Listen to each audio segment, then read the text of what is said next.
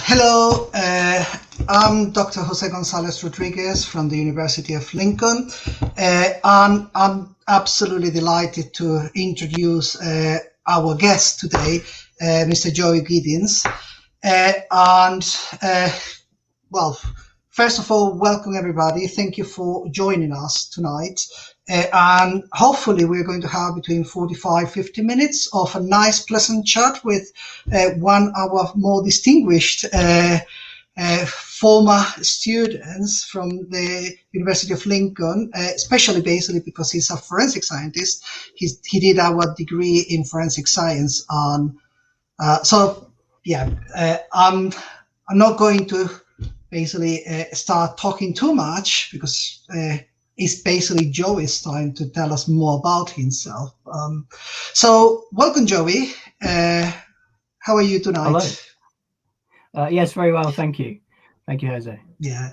Now, basically, we are very delighted that actually you accepted to be with us tonight. And I'm sure that actually what we are going to talk today is going to be of great use for our students, but it's going to be also interesting for people who are thinking joining forensic science in Lincoln, or even people who actually are curious about your roles. Because you're looking at your CV, I have it here. I'm going to actually go through your life, and it's going to be Mr. Joey Giddings' life. So, but yeah, looking at your CV, it looks impressive, and it looks like you have loads and loads of stories to tell us.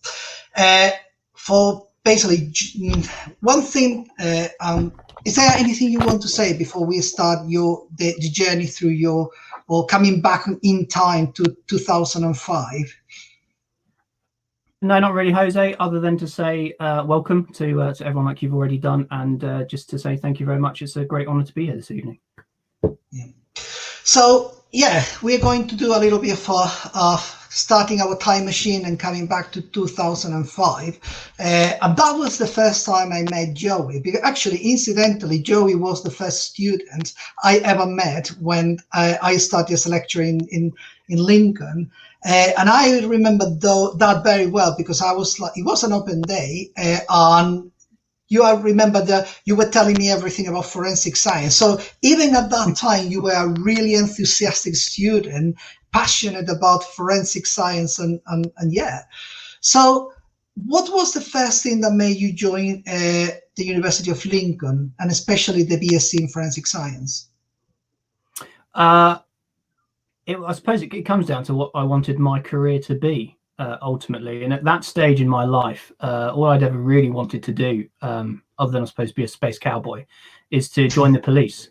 I hadn't necessarily thought through what kind of role I wanted in the police force, but at the time they were doing a fast track acceleration program. So if you had a degree, didn't matter what the degree was in, but if you had a degree, then you could go through, I think it was police constable up to inspector in a shortened time period. So that really ultimately was why I decided to do forensic science, was because I wanted to work in law enforcement, and forensic science seemed to me to be a good fit between the law enforcement aspect and science, which was my favorite subject at school. And for anyone out there who knows, the word forensic comes from the Latin forensis, means before the forum. In other words, for the purposes of a court of law. So to me, it gelled my favorite subject at school with the of what I wanted in my career, which is to work in law enforcement. Interestingly, I also couldn't decide whether I wanted to do forensic science or law, and I think ultimately it came down to a coin flip, and it landed on heads, which was forensic science. My original goal, though, was to do forensic science and criminology, doing honours, and I went through various open days. Lincoln was actually the last one I went to. Because I lived not far from Lincoln, I preferred the idea of going far away from home as possible. And so originally Lincoln was pretty down at the bottom of my list, just purely because of its proximity. When I went to the open day, when I went and walked around Brayford campus, when I walked around Lincoln itself, when I met the lecturers, I fell in love with it, and I loved the science building. It was brand new at that time with lots of investment, and of course that investment's continued. I know you've got the Joseph Banks laboratories that have opened since I've left, and clearly there's a lot of money and dedication and commitment that's been spent at Lincoln. But that's what spun it for me in the end, was the beautiful campus, the fantastic facilities, the excellent lecturers. And I think on the day that I went there, I was talking to the gentleman I know you share an office with, Jose, Dr. Mark Barron. And he advised, if you want to go and do police, then do the straight honours rather than the joint honours with criminology. And so when I arrived on day one, I registered, I changed very last minute from the joint honours to the single forensic science. And the rest, as they say, is history. Yeah, no, well, we haven't finished with your history yet, but yeah, I'm glad that actually that coin flipped in the right direction. And then I didn't know that. Actually, I'm learning new things about you. I mean,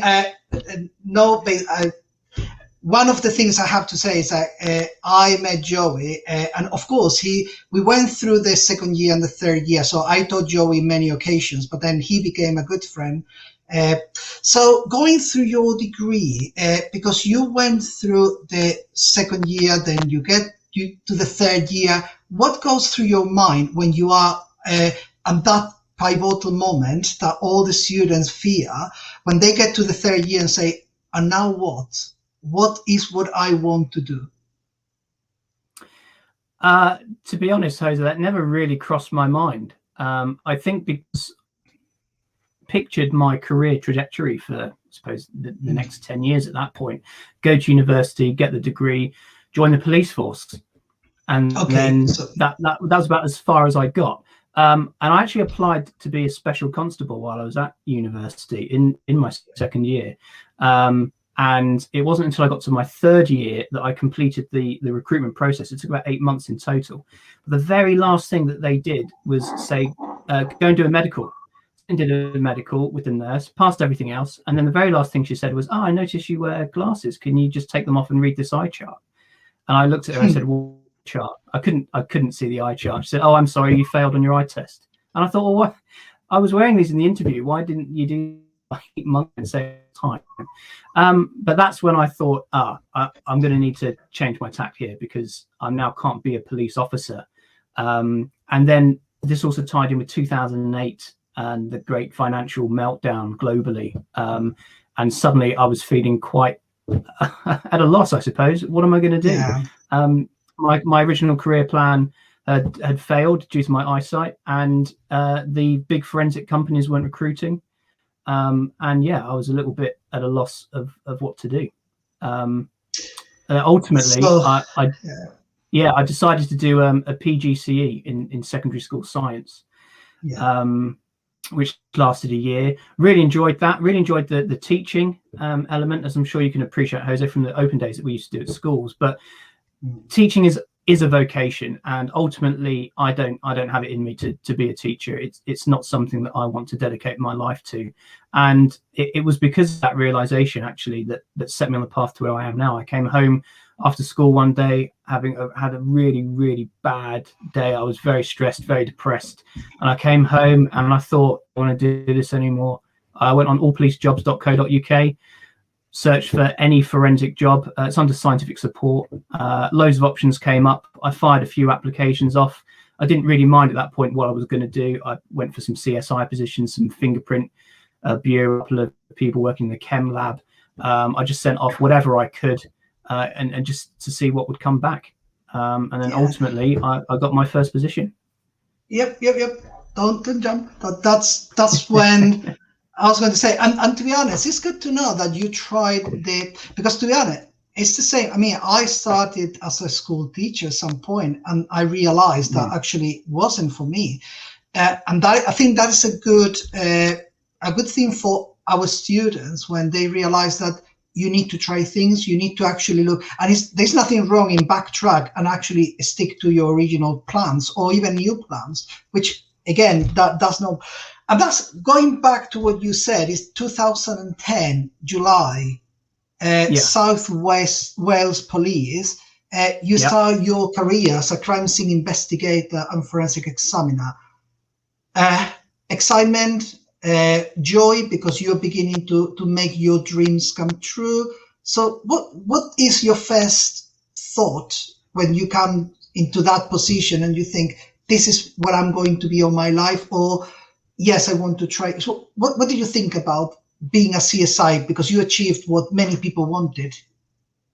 Yeah, well, my initial first thought was, where's Bridgend? Because that's where police headquarters in South Wales is. And my geography is good, but I'd never been to Wales ever. I had no connections to Wales. And I saw Bridgend on the application, and I got confused with, I think it must have been Bridgeford or Bridgeport or somewhere. I think there's somewhere like in the Nottinghamshire area with Bridge. So I thought, oh, it's only like an hour away. Oh, that'll be fine. And then, you know, I had to go down for the interview, got offered the job, and I thought, this crap. I've got to pack everything I own into my Peugeot 206. Drove all the way down to Cardiff, in a city I'd never been to before, had connections, had no family or friends. So there was an element of apprehension, definitely. I was on my own with my car. And actually, by the time I went down there, I didn't actually have anywhere to live. I didn't know the area, but it was staying in contact with the academics at the university. And I think it was Dr. Adrian Goodwin, who was my academic tutor at the time. I stayed in touch with him and yourself, of course, Jose, just to give him the news. And it was then that he said, our ex-colleagues who now works down in Cardiff. Here's his email address. Get in touch with him. I got in touch with him, went down to Cardiff. He met me in a coffee shop, Jasper's, in Llandaff. He gave me an idea of the kind of places to go to and places to avoid. And then a couple of days later, I was in Tesco with my mum, and I had a phone call from him, and he said, I've spoken to my wife, and she would be happy if you stayed with us until you got sorted. So I'd like to say a big shout out to Dr. Peter Quantick, or Professor Quantick. Oh, Professor. I was going to say, don't demote him. Yeah. No, Professor Peter Quantick and his lovely wife, Sue, for putting me up while I got myself sorted. That helped take a lot of the anxiety out of it. And then I could focus on the excitement, Jose. And it was excitement. It was joy. It was a new challenge. And I'm not someone who shies away from a new challenge and a new experience. And I think that's probably key. Recognized that to get where I wanted to be, to get the job I wanted to do, I had to move. Yes, originally I thought it was only an hour away from where I was. Ultimately, it ended up being 4.5 hours away, but I made the move. I went to a new city where I didn't know anyone, and I started a new life. And that was what I needed to do to get the job. Yeah. And I did it, and it was an exciting experience, but it was also nerve-wracking. Yeah. Oh, no, it is. I was going to say, because something I should have said at the beginning of the interview is we have the chart for the audience. At any time, please drop any questions you have for Joey. I can see the questions, and then I can actually transfer your questions to him. And the producers at the backstage, basically, they can actually put the questions on the screen. So actually, please do ask questions to Joey. I mean, any time. It's important that there is that interaction as well if you feel that you want to say something.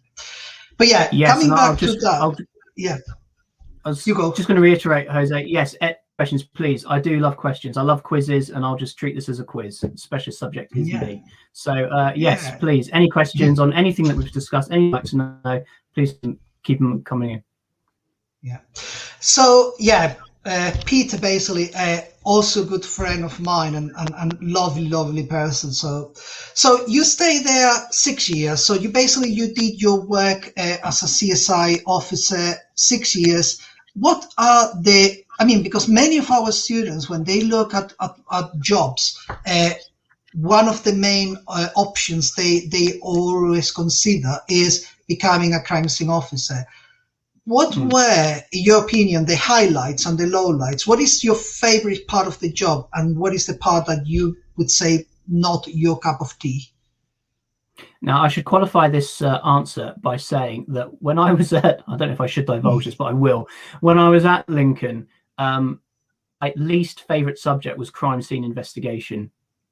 That was it was the last job I ever wanted. It was the last job I ever wanted. And the only reason for that was because of needing to dress up in the paper suits, and it's very methodical. You're logging everything down, you package everything up. It seemed to be a lot of repetition, a lot of duplication. But then I noticed that actually that is forensic science. Forensic science is incredibly exciting and very, very interesting. But our students and any budding forensic scientist should not lose sight of the fact that 99% of the time it is incredibly repetitive. It is very monotonous. That's not to detract from the incredible feeling you get when someone whose work you've been involved in is imprisoned and you get closure and justice for that family. But it is not always CSI, Cardiff, CSI Miami, anything like that 24/7. That is not the reality. So in terms of what I didn't like about the job, essentially it's the dressing up element. Okay. When you're dealing with, now anyone who knows me will know I don't mind dressing up. I've got a lot of I was going to say, looking at your background is very interesting. Oh yeah, right. So yeah, I don't mind dressing up, but it's the reality of being in a workplace environment that you can't control because you're at that crime. It's not like being in an office where you can control the temperature, the noise levels, the smell, anything like that, right? You are in an environment that you can't control. And in the height of summer, if you're in a top floor flat dealing with a decomposed body and you've got your crime scene suit on, you've got a mask on, you've got your hood up, you've got overshoes, you've got 2 pairs of gloves, sellotaped around your cuffs, you get very, very hot. You get very, very sweaty. And it is a time-pressured environment, especially if you're dealing with an outdoor scene. The weather might change at any minute. If you're dealing with anything involving roads or footpaths, you are preventing the public from going about their day. And you have senior investigating officers and gold and silver commanders, senior police officers, trying to manage these multiple scene, complex crime scenes. And you're in there, you've got to do the best job that you can to the best of your ability, as quickly as possible, as thoroughly as possible, making sure that you don't miss anything. And you're constantly using your professional judgment to make that decision on what do I look at next? Do I do it or not? If I'm not going to, why? If I am, what for? What's the purpose? What do I want to prove? How's that going to help the investigation? So there's a lot going through your mind. And when you factor in all of that cognitive stuff, the physical work that you're doing, and yes, there's fingerprinting involved, and yes, you pick up some evidence and you put it in a bag, but it is a very physically demanding job. Add all of that to the discomfort of wearing those clothes in a really hot flat on the hottest day of the year. You can feel the sweat pooling in the fingers of your gloves, and you think, oh no, I've got to fingerprint this door frame now, and you dread it because you know what's going to happen. As soon as you raise your arm up to fingerprint that doorway, all the sweat comes out of your glove, trickles down your arm, and you can't do anything about it. And it might be an hour, 2 hours later before you go out of the crime scene and have your break. So those, for me, were the elements that I didn't enjoy, is the physical discomfort of not being able to control your environment. So what did you enjoy? Everything else. Everything else. So it is incredibly interesting, especially working in the scenes of crime. Okay. Yes, a lot of the job is repetitive. And by that, I mean fingerprinting, for example. Okay. You've got a finite selection of powders, a finite selection of brushes, and a finite selection of substrates. After a certain period of time, it doesn't matter what crime scene you go to, you're going to be fingerprinting. The technique is the same. It's the crime scene itself. It's the context. It's the situation that makes it interesting. You wanted to interject, Jose. Have we got a question? Yes. I mean, you can read my mind, my friend. So Rosie is asking, said, did the gravity of the subject matter and high stakes, potentially murder scenes ever put you off, or does this give you more enthusiasm and pride in the job? A great question. And I think it ties into a question that I often get asked, which someone might be busy typing at the moment. So I'll say it before they can type it, is how do you, when you deal with murders, when you've got a dead body or a dead child, how do you deal with that? And the answer is, it really does depend. It's a very personal thing, how you react. And you don't necessarily always know how you're going to react until you're in that situation. So for me, the gravity of the subject matter the high stakes of it, it didn't really factor in, because ultimately I know that I'm there to do a job. My job is to look at this crime scene, to recover the evidence, and to identify or work out what happened, or provide some useful information or intelligence or evidence, whatever, to the investigative team. The nature of that crime scene, to an extent, isn't really that important. It is important in the aspect that you'll need to come up with a strategy, and you'll need to be mindful of what you're looking for and why. But my role is there as a professional to investigate this crime scene. And if you start letting the emotional aspect come in, then you're in very real danger of interfering with your professional capacity. You deal with that, like I said, is a personal matter. I've never had an issue with it. I don't get nightmares. I've never closed my eyes and seen the of a victim in my sleep. Nothing like that. And some of that might be down to the way that I'm hardwired, the way that my mind works. But I also think it comes down to the fact that the police force are very aware of this. And so at the end of any major incident, and I think also annually, you have to have a meeting with the force psychologist. It's what they call TRIM, trauma risk management, to go through these kind of things and have these discussions with a professional about how you're feeling and how the job is getting to you. So I wouldn't say it never put me off. I was always conscious of the fact that this is a real crime scene. And the other thing that you've got to keep a mind on, and this is true of everyone I've ever worked with, okay, everyone has always been incredibly professional in any role within the forensic sciences, is that this becomes our day-to-day bread and butter. And so there's a very real risk that you become desensitized and numb to what you're seeing. But at the forefront of your mind is always realization that for this particular family, for these particular people, this is the worst thing that has ever happened to them, and hopefully the worst thing that ever will happen to them. And all we can do is give them the best possible service and treat them with utmost dignity. And so it does also give me, pride and enthusiasm, because I want to get the job done. But ultimately, I want to get the job done as good as it can, first time round, because what you don't want to happen is years or months down the line, it going to trial and the whole trial collapsing because of something that I did wrong because I took my finger off the ball for 30 seconds. And to be honest, that's something we always say to our students. And we told you when you were here, and probably people repeated, you are trained to be a professional. And actually, especially in a court of law, you have to play by the rules. And your SOPs are essential when you do your analysis. When you are performing your role, you have to follow to the letter the training you have received. So it's absolutely, and it's all there for a reason. Yeah. So let's basically move in time a little bit. So 2016, you basically think, I want to change to go to a different pastures. You're going to move away from, well, you didn't move away from Wales, but you moved your job, and you started a new role as a forensic quality consultant for the National Crime Agency.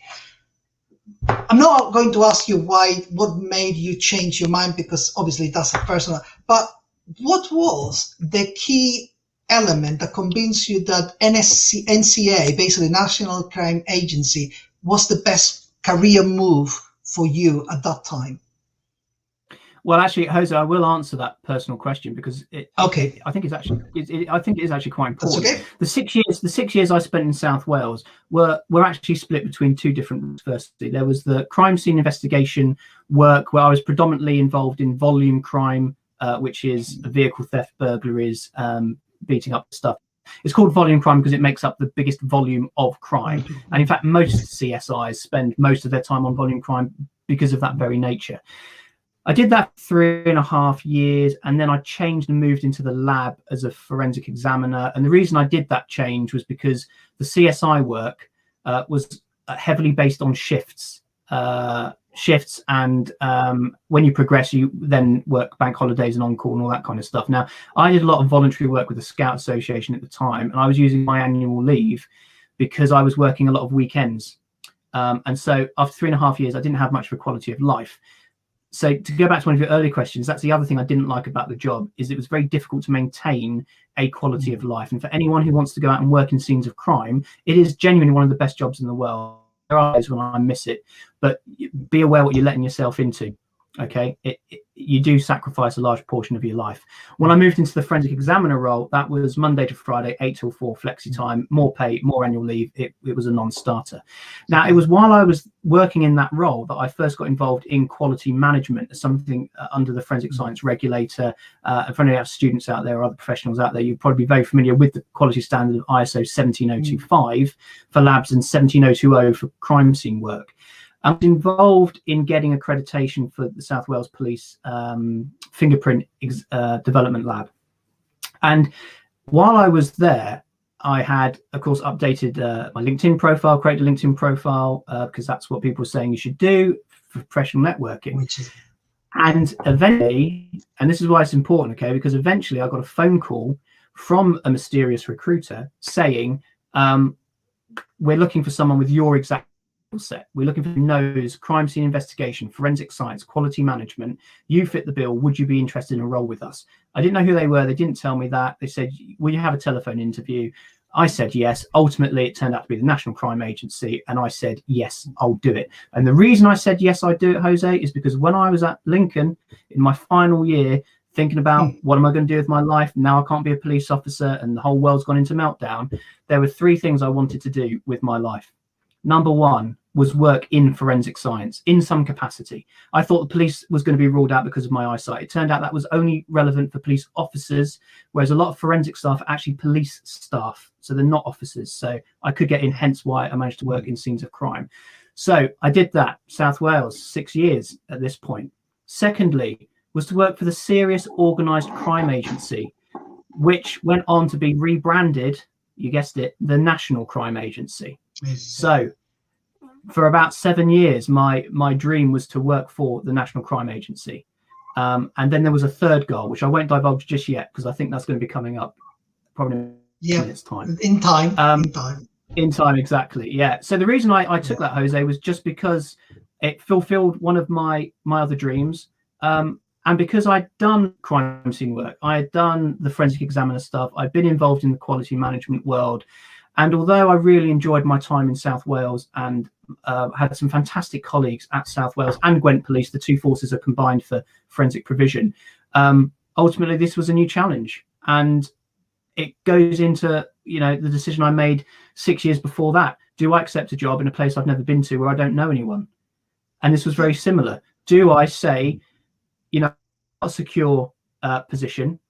Because this role with the NCA was a 10-month. It was a 10-month contractor consultancy position. And after that, that was it. I was going to be jobless again without the ability to go back to South Wales. They weren't going to keep my role open because they couldn't keep it open.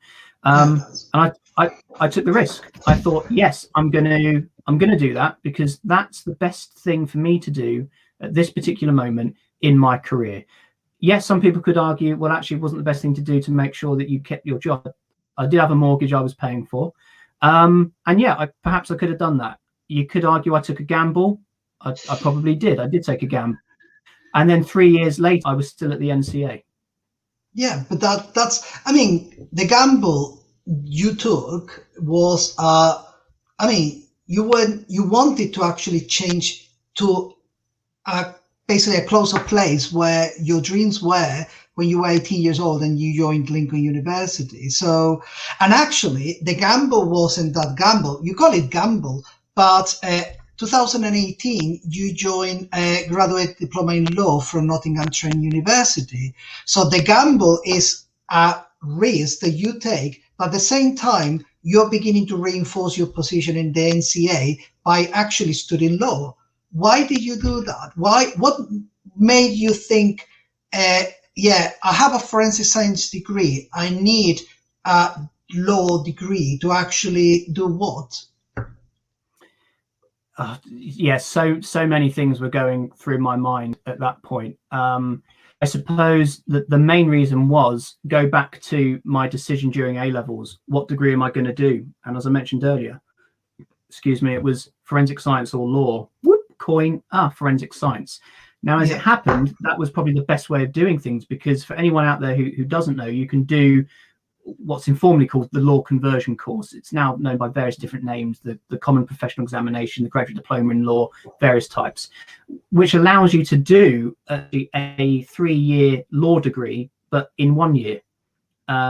Because by that point, you've already proven that you can do academic study. And a law degree is incredibly demanding intellectually and on your time. And so to me, it was the question of, well, I've worked in forensic science now. At this point, I've been doing it for about 8 years, enjoying it. But I've had an interesting career, done a lot of different things, and I didn't really feel like there was much further I could go in that particular position. But never say never. And this is why I decided to do the law degree, okay? Because by doing it, you add another string to your bow, don't you? You open up your opportunities for either promotion or changing work or working in a similar field and doing a sideways maneuver. Not everything has to be a linear motion within an organization. You can go all over the place. A lot of the skills that you have, especially from a forensic science degree and actually from a law degree, are incredibly transferable, and employers look for them. They love them, they want them. And so to me, it was a case of opening up my options, realizing I had when I was 18, which was study law. I did forensic science, but I'd always been thinking, but what if? And thirdly, I've always been considering, I mentioned Space Cowboy and Police, but the other role was a barrister, was a barrister. And to be a barrister, you need to have your qualifying law degree first. That will come later on your career. Okay. Before we carry on, we don't have a question, we have a comment, but then I think it's what, obviously it's basically from Cleo, and Cleo says, well done, Joey. So proud of everything you've done. Keep up the hard work. You really approve of what is possible after your degree if you work hard and use networking skills. So that is what our audience is thinking about your career so far. We haven't even finished. Yeah. So, well, thank you very much, Cleo. I appreciate the comment. Yeah. So you basically, and then that's why when you were saying the gamble, and if you basically put bricks, if you were a cowboy, basically not a space cowboy, basically a builder cowboy, and then you put the bricks without any mortar, then that's a gamble. But by doing your law degree, my opinion is that you actually added that mortar to build a solid building, and that's basically not a gamble. But that's my opinion. So 2020, you finish your degree, and then by 2019, you basically say, I had enough of NCA. Something happens, and suddenly you end from 2019, when you left NCA, till now, suddenly you become head of quality of the Criminal Cases Review Commission, CCRC. What happened? How? Yeah. Sometimes I still ask myself that.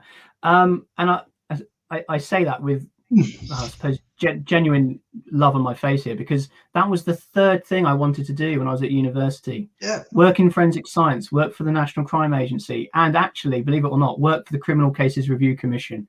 And the opportunity presented itself, and it was an opportunity not to apply for. My work with the National Crime Agency, as I mentioned earlier, was originally just a 10-month contract. It kept being extended for various reasons, but after almost 3 years, that work came to a natural end. There was an opportunity to stay with the National Crime Agency as a full-time permanent member of staff, but at the same time as that, the opportunity at the Criminal Cases Review Commission came up, and it was just too good an opportunity to miss out on. It was a new role to the organisation. The CCRC itself has been around since 1997, but that was a brand new role. I had freedom to make it my own, really, and to work with everyone at the Commission to create the role that was in the best interests of the Commission, to serve our staff and commissioners, and ultimately to provide the best service we can to those who believe they've been a victim of a miscarriage of justice. It's probably worth me just pointing out, Jose, for anyone that doesn't know, what the CCRC actually does. That was my next question, yeah. Okay, yeah. That's okay, yeah, brilliant.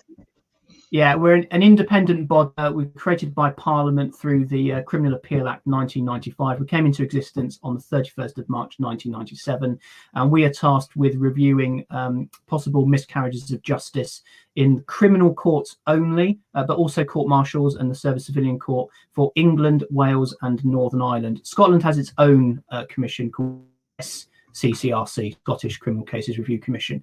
And our job is to review cases. People apply to us saying that they believe they've been a victim of miscarriage of justice. We conduct a review and then we make a recommendation on whether or not to refer that case back to the appeal court. And it's the appeal court that will then make a decision as to whether or not the conviction or sentence is upheld, quashed, amended, or retrials ordered. So it's important to point out that we don't actually do that. That's still the court's role, but our role is to do that independent investigation. We are independent of government, the CPS, the police, the defence. When an applicant applies to us, we do not work for them like their lawyer would. We are independent, fully, completely independent, and then we make that recommendation if we believe it should go. And it's a very, very high bar for us to submit things. Anyone who is interested in the work of the CCRC, I don't have enough time now, and that's ultimately not why I'm here, but our website has a lot of information, a lot of statistics for anyone that will know about the kind of work we do. All of our policies are on there. You can see how we operate with our casework. And the other thing to point out for anyone out there who is a law student, in fact, even if you're not a law student, if you're interested in the work of the CCRC and one day you might come work for us, we have started doing a trainee case review manager role, which is an entry-level role. We've just had our first take-in. We're going through all of that at the moment. We're hoping it's a program that will continue in years to come. So by all means, keep a look out on the website. And if you are interested, then we'd love to get your application. One thing I was going to ask you later at some point is, and I don't know how we can do this, is if you are happy for people to contact you directly to actually ask you questions or ask you for advice, would you be happy to do? I mean, we can basically put something later, or we can actually try to give your details at the organization. But yeah, I would be happy to do that. And actually, I should just point out for any of our alumni and current students who are here, we do have I think it's Lincoln Connect available to students and alumni, and I am on there as a mentor. So any current students and people who've left as well, I believe it's open to them. If you want some more career advice or answer me questions, you can get me via that forum. And I'd be delighted to help you. It is worth me pointing out as well that I cannot arrange any work experience either in the CCRC or CSIs or with the police. I have a lot of people asking those questions. Unfortunately, I'm sorry, I cannot arrange that. I would love to, but it's just not possible. I'm sorry.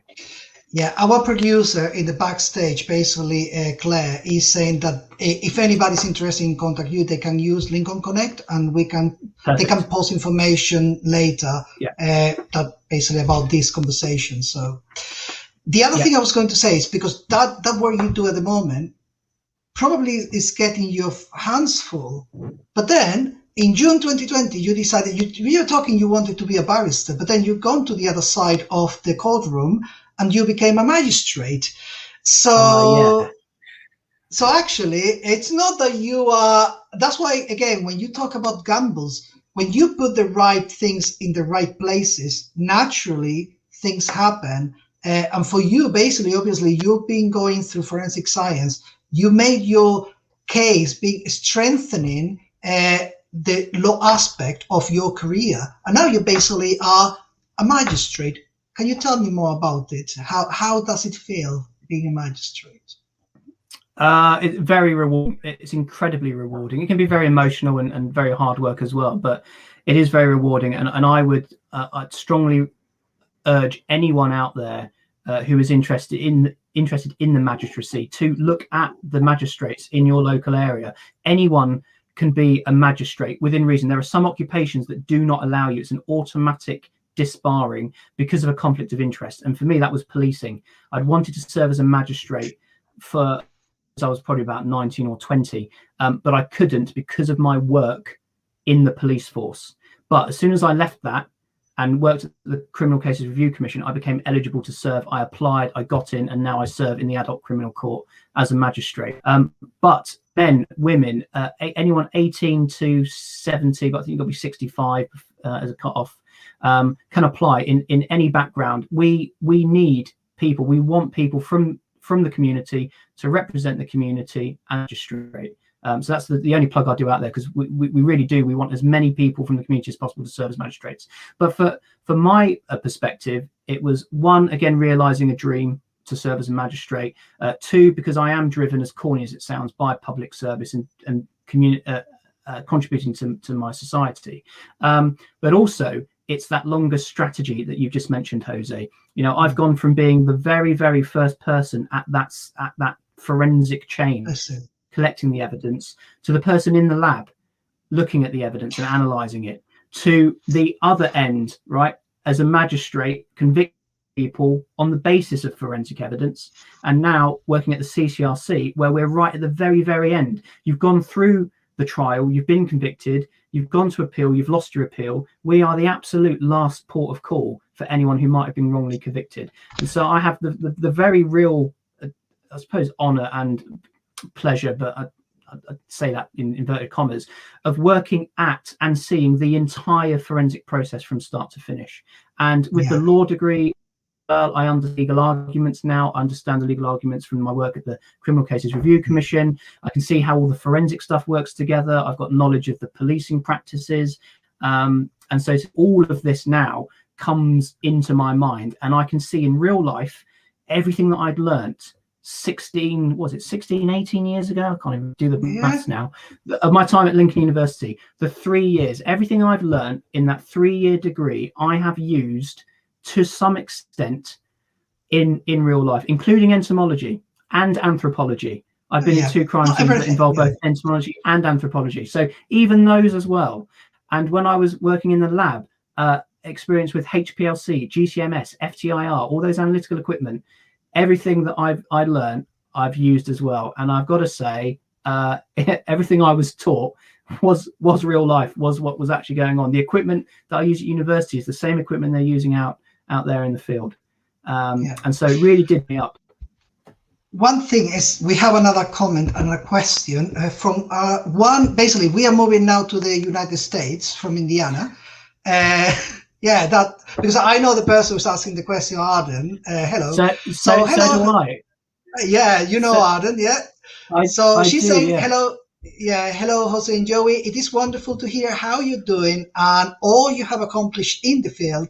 How does your forensic background come into play in your current job? Do you draw on that experience often? I think you have been touching on that, but if you want to expand a little bit on that. Of course, yeah, excellent question. And Arden, joining us this evening. A couple of years since I saw you, but thank you for joining us. Quite frequently, actually. Yes, my role is head of quality. There's no forensic in that job title, but in order for us to make a referral to the Court of Appeal, like I said, it's a very high bar. It's very strict. It's either got to be a new legal argument or new evidence, and new evidence can include new forensic evidence. And so there could be opportunities like, we're dealing with a case from the 1970s or the 1980s. Are there techniques we can use nowadays? Yes, there are. There's DNA that wasn't around until 1986 and didn't really get used until 1991 in forensics. And even then, work that might have been done in the early 2000s. Our sensitivity of DNA has massively increased, and we've also got digital forensics and everything that offers. So yeah, I use I'm not there at the commission specifically as a forensic advisor. My role is very much head of quality, but we're a very collegiate organization. Everyone talks to everyone else from all manner of different backgrounds, and I do get people come to me and ask questions of me, what kind of techniques are, and even things like when we recall the case files from the Forensic Science Service, as it then was, or other providers. They'll ask me, what does this mean? What does this form mean? What does this strategy? Why did they do this and not do something else? And I can provide them with that insight. Ultimately, we'll always go on to instruct an actual current professional forensic scientist, because of course I don't do that anymore. Technically, I'm out of competency, but I can give them a good ballpark and set them in the right direction. So I'd say quite frequently, it's not every day, but the things I love about my job, it is incredibly varied, and the cases that we deal with are incredibly varied. Yeah. The other thing I was going to, I mean, and you touched on that before when you were talking about that you started in forensic and now you are the other end. That perspective, again, to me, basically, you've been building your career looking at the elements that could actually strengthen to get to a position. And that's what we're trying to tell our students many times is building that career is not something, because again, you had passion, you had your dreams, you're becoming your dream, you're doing what you wanted to do. But in order to do that, you were basically getting the Lego pieces and put them together. So now you have a Lego Joey Giddings, basically being a magistrate, being there, doing the job, and having a trajectory. And that's what I think for me is the brilliant part of your career. You haven't finished yet.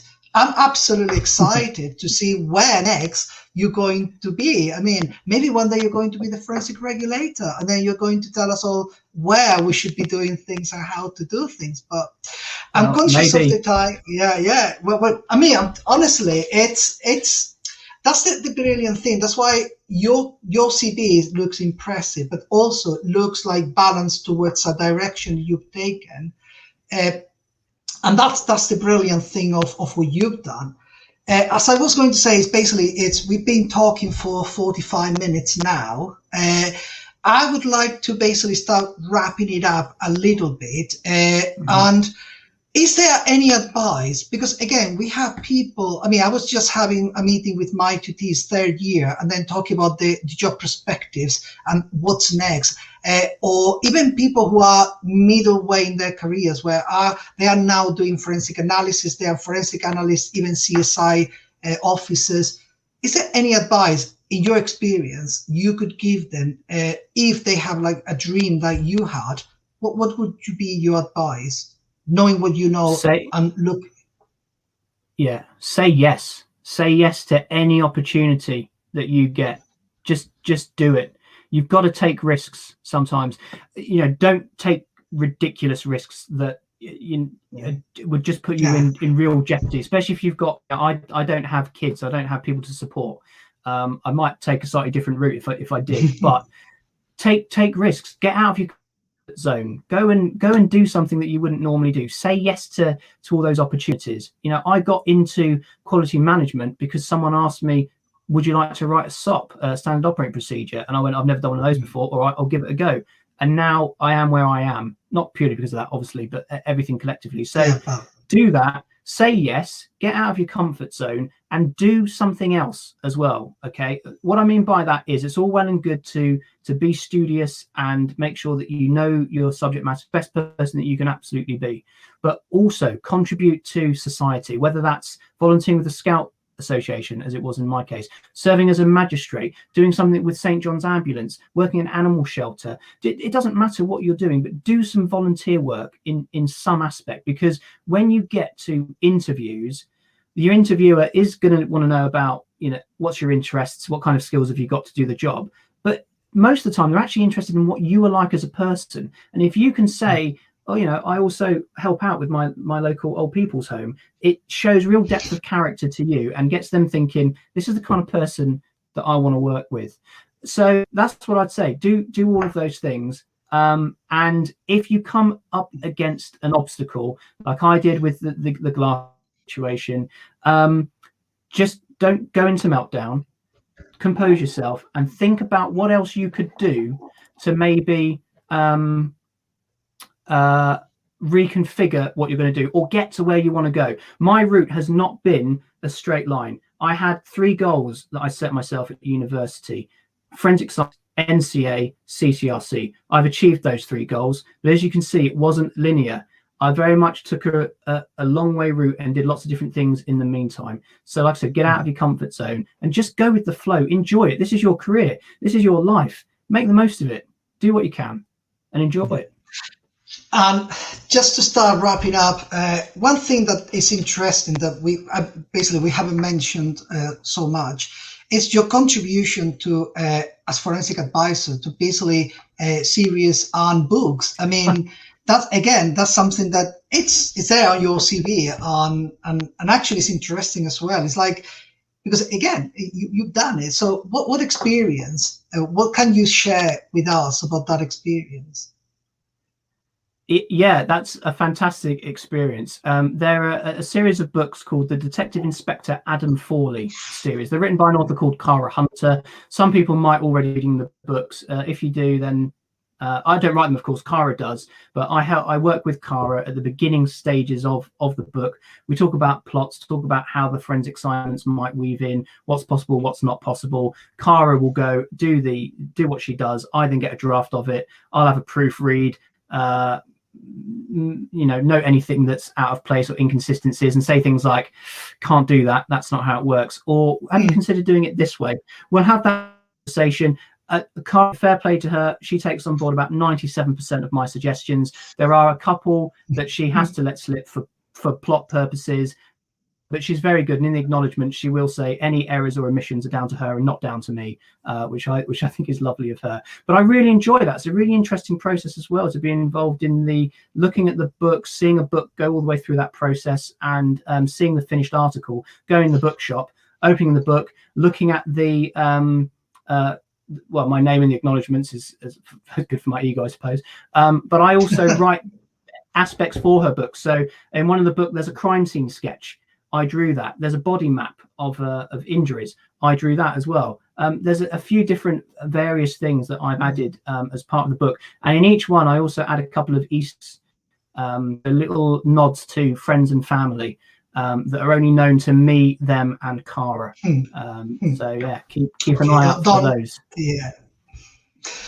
So I think that if there are any questions from the public that they want to ask now, or there are any final basically remarks that you want to make, I think that now is the time. Basically, we are approaching nearly like the hour. Just basically, again, I'm conscious of the time. But yeah, is there anything else? Any final advice? I mean, because you said yes, say yes. Don't say a stupid yes. Say a conscious yes, but be risky. Yeah, of course. Yeah, but is anything else? Sorry. No, I was just going to agree with you, Jose. Yeah, don't be stupid. You're adults. You can think things through, but be afraid, or don't be afraid to at least consider it. If I did this, what would be the impact? Is it possible? Can I afford it? Can I take the risk on? Does the family want to move away? And I appreciate that not everyone will be able to do what I did. There are a very unique set of circumstances, really, that ultimately allowed me to do this. And the second thing to point out is that, yes, I've got to where I've got to following a particular path. That's not to say that someone else doing the exact same thing would end up in the same place. They could end up in somewhere completely different. So I suppose my final thought would be, it's all well and good to come to these kind of events, listen to people like me speak, and certainly get advice, listen to your lecturers and people in the careers and the alumni team. You've got incredible people working at the university, very knowledgeable, who want to you. Go see them, go speak to them. But take that on board, do your own thing, sort your own path out, go your own way, be your own person. Because everyone is different. You will all have different qualities to me that might make you suitable for a job that I haven't done. So by all means, I hope what I've said today has been really helpful to you, but don't feel like you've got to do an exact carbon copy of my life, because it probably won't work for you. It's not the best way to do it. Just be true to yourself and just go off and have fun. I was going to say, did you book into my tutorial session before? Because exactly said that. So basically, that tells you how well we connect. Yeah. No, because to be honest, you're absolutely right. It's not someone basically copying exactly your same steps could be in a different position. But what you did is building your career, saying yes, and actually playing around. What are the benefits? What are the skills that this is giving me?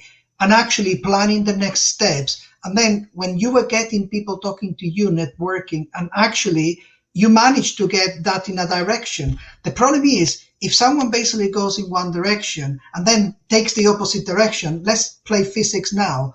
The forces counteract and then you are nowhere. What you did was putting everything in the same direction. So basically you have an arrow that points at the future. And that's why I'm thinking that your career hasn't finished. And I'm excited about knowing what next you're going to do. And maybe in 10 years' time, we're going to be having this interview, a bit close to retirement, but then you maybe, prime minister or minister or God knows. Because again, it's something that you will actually carry on. Knowing you will carry on doing exactly what you're doing. And that you're an inspiration to our students. So I very much hope that the people who have been behind listening to what you've said, and the people that will actually watch this and listen to you later, because these will basically, the recordings will be in YouTube and Facebook, and hopefully they will actually learn. And actually, hopefully they will basically contact you and maybe ask for advice. We know that you cannot offer placements. Please do not ask him for placements. But advice is vital, and advice is actually a gold mine if you actually know what to do with it. So anyway, I think that, we are just nearly basically close to the hour. I very much thank you for all your wisdom and all your actually insights in how the forensic service work, but also how the legal system works, and more important, how in your career you manage to put them both together and actually make it work fantastically well. So well done. Well, thank you very much. Thank you for having me this evening, Jose. Thank you very much for hosting it. It's, as you mentioned earlier, you and I, we go back many years now, and it's lovely to see you and speak to you again. And you're the only person who drove my car, so that's true. Yeah, you drive your car. Thank you very much, Jose, and just a final shout out to you, all the other lecturers who are still there, the alumni team, the careers team, everyone at Lincoln, because I do owe a large part of where I am today to all of you and your advice back then. So my thought to everyone out there is, if you're still a current student at Lincoln, listen to what your lecturers have to say, go see the careers team, and keep in touch with the alumni office when you graduate, and come find me on Lincoln Connect. Or LinkedIn, I'm there as well. Brilliant. And thank you very much. Good luck, everyone. Thank you very much, Joey. Take care. Good night. Cheers.